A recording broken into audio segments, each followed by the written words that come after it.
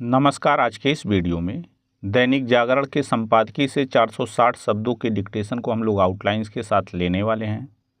अगर आपको इस डिक्टेशन के आउटलाइंस की ज़रूरत है तो आप हमारे शॉर्ट हैंड टीम ऐप को प्ले स्टोर से डाउनलोड कर सकते हैं, और अगर आपको इस डिक्टेशन के PDF की ज़रूरत है तो आप हमारे टेलीग्राम ग्रुप को ज्वाइन कर लें।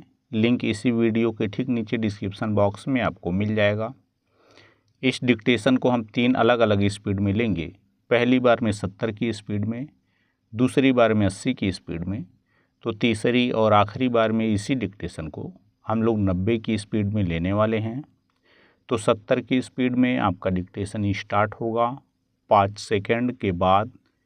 तब तक के लिए आप रेडी रहें।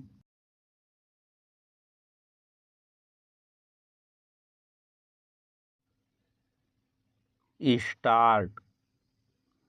मेडिकल कॉलेजों में प्रवेश की परीक्षा यानी नीट में अनियमितता को लेकर जो सवाल उठें, उनमें से ग्रेस मार्क्स के मामले का समाधान होना संतोष की बात है। 1563 छात्रों को परीक्षा में देरी के आधार पर जो ग्रेस मार्क्स दिए गए थे वे रद्द कर दिए गए हैं। इसके चलते इन छात्रों को दोबारा परीक्षा देनी होगी या फिर ग्रेस मार्क्स के बगैर ही काउंसलिंग में शामिल होना होगा। ऐसे लगभग सभी छात्र दोबारा परीक्षा देना पसंद करेंगे ताकि अपनी रैंकिंग बेहतर कर सकें। चूँकि ऐसे छात्रों की संख्या अधिक नहीं, इसलिए राष्ट्रीय परीक्षा एजेंसी यानी NTA को उनकी दोबारा परीक्षा लेने में कोई समस्या नहीं होगी और वे छात्र भी संतुष्ट होंगे जो ग्रेस मार्क्स देने के नियम का विरोध कर रहे थे। यह विरोध उचित ही था क्योंकि यह समझना कठिन था कि परीक्षा में देरी के आधार पर इस तरह ग्रेस मार्क्स कैसे दे दिए गए कि कुछ छात्र 100% नंबर पा गए।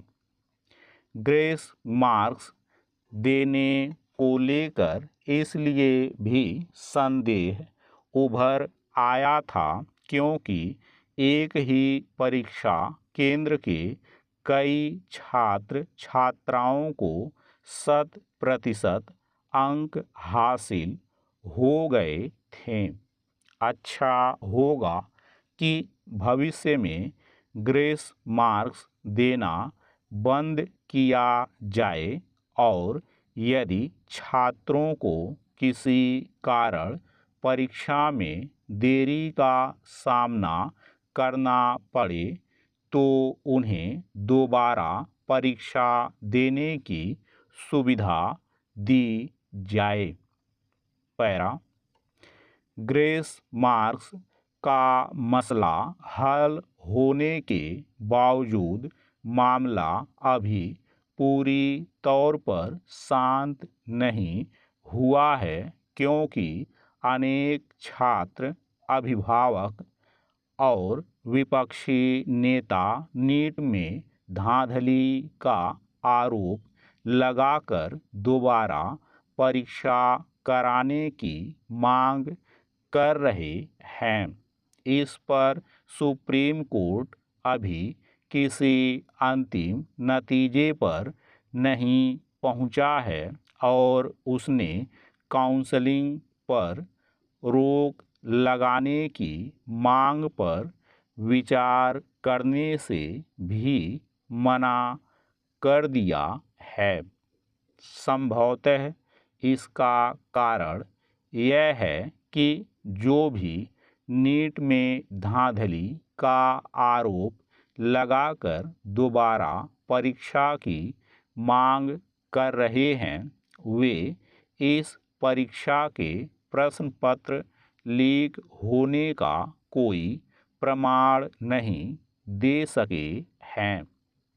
यह सही है कि बिहार में कुछ सॉल्वर गिरफ्तार किए गए थे, लेकिन अभी ऐसे प्रमाण सामने नहीं आए हैं कि प्रश्न पत्र लीक हो गए थे। शायद इसी कारण कि शिक्षा मंत्री धर्मेंद्र प्रधान भी यह दावा कर रहे हैं कि नीट में कहीं कोई धांधली नहीं हुई। इस सब के बावजूद यह अच्छी बात नहीं कि नीट की विश्वसनीयता को लेकर सवाल खड़े हुए। इस परीक्षा का आयोजन करने वाली संस्था एनटीए को भी सवालों से दो चार होना पड़ रहा है। उसकी परीक्षाओं को लेकर संदेह की कोई गुंजाइश नहीं रहनी चाहिए। जहां सरकार को प्रतियोगी परीक्षाओं की शुचिता बनाए रखने के लिए ठोस कदम उठाने होंगे, वहीं संकीर्ण स्वार्थों के चलते परीक्षाओं की विश्वसनीयता को संदिग्ध बताने वालों को बेनकाब भी करना होगा, क्योंकि कुछ राजनीतिक दल और कोचिंग संस्थाएं अपना उल्लू सीधा करती दिख रही हैं। स्टॉप।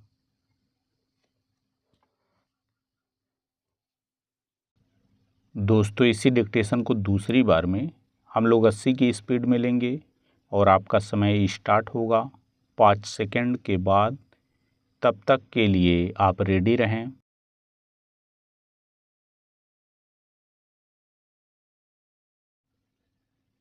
स्टार्ट। मेडिकल कॉलेजों में प्रवेश की परीक्षा यानी नीट में अनियमितता को लेकर जो सवाल उठे, उनमें से ग्रेस मार्क्स के मामले का समाधान होना संतोष की बात है। 1563 छात्रों को परीक्षा में देरी के आधार पर जो ग्रेस मार्क्स दिए गए थे, वे रद्द कर दिए गए हैं।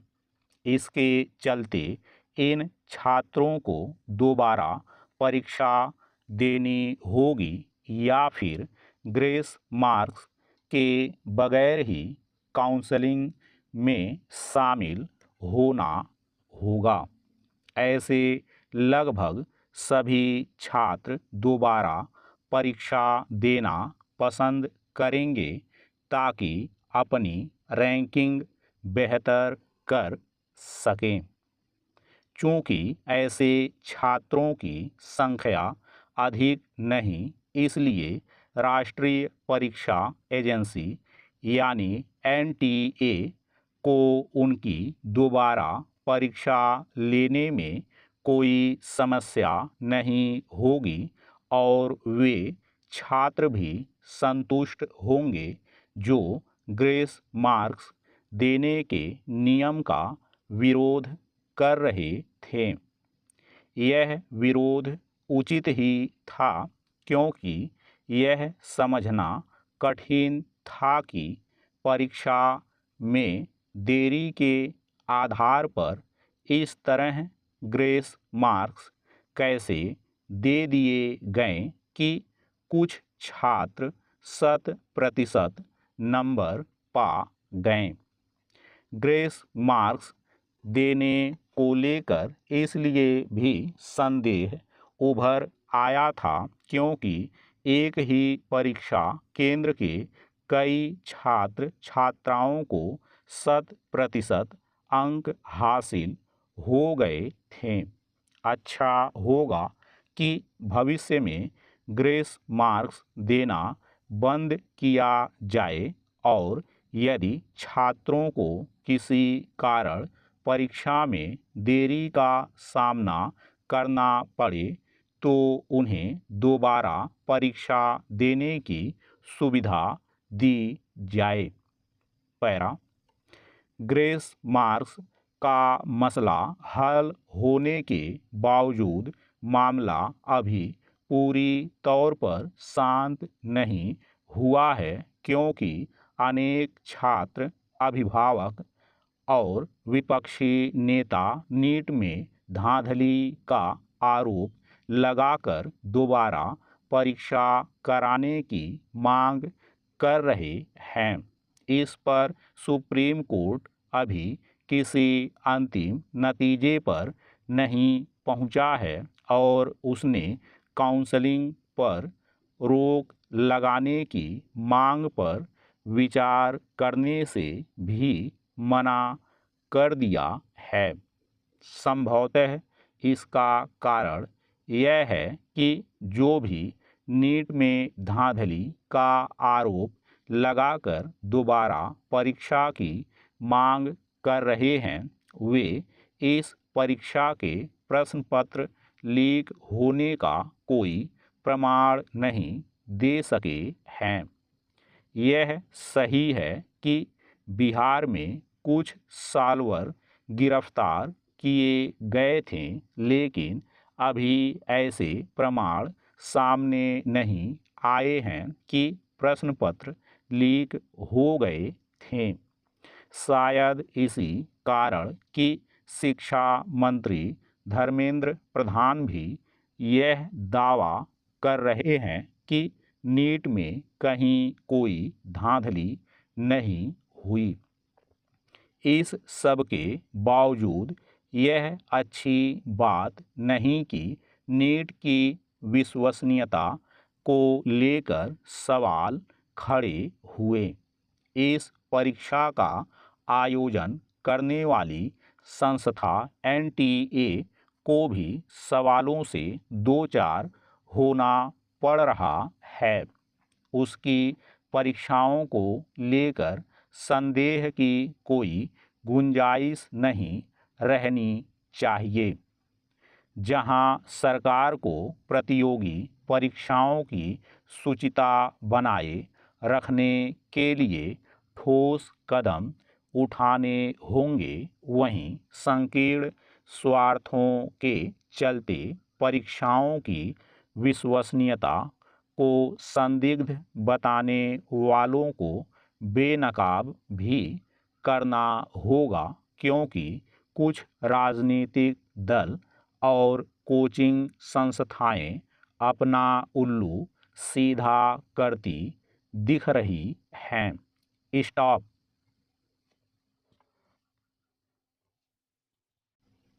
दोस्तों इसी डिक्टेशन को तीसरी और आखिरी बार में हम लोग 90 की स्पीड में लेंगे। आपका समय स्टार्ट होगा 5 सेकंड के बाद। तब तक के लिए आप रेडी रहें।